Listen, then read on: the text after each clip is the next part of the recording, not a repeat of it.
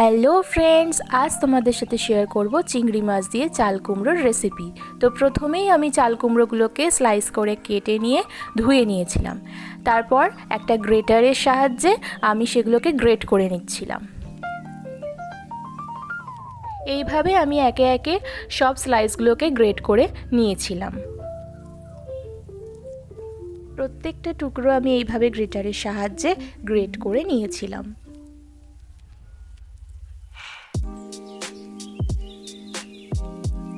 তারপর আমি কড়াই বসিয়ে কড়াইতে তেল দিয়ে দিয়েছিলাম।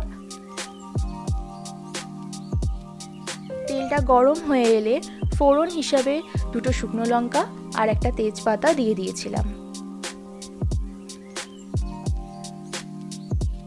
ফোড়নটা হয়ে এলে আগে থেকে ছাড়িয়ে ধুয়ে রাখা চিংড়ি মাছ দিয়ে দেবো। তারপর চিংড়ি মাছগুলোকে ভাজার জন্য নুন আর হলুদ দিয়ে চিংড়ি মাছটাকে বেশ ভালোভাবে ভাজতে থাকবো।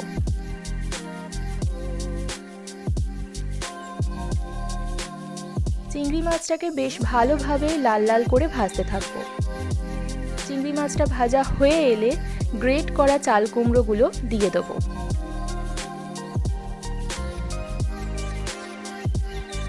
তারপর ভালোভাবে নেড়ে চেড়ে নেব।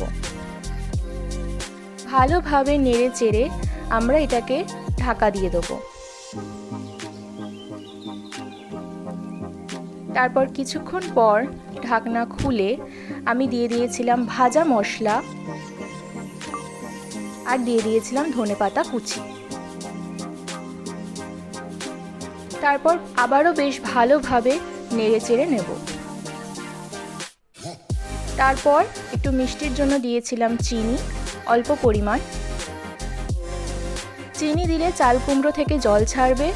তারপর ওই জলটা শুকাবার জন্য বেশ ভালোভাবে নেড়ে চেড়ে ভাজা ভাজা করে নিতে হবে।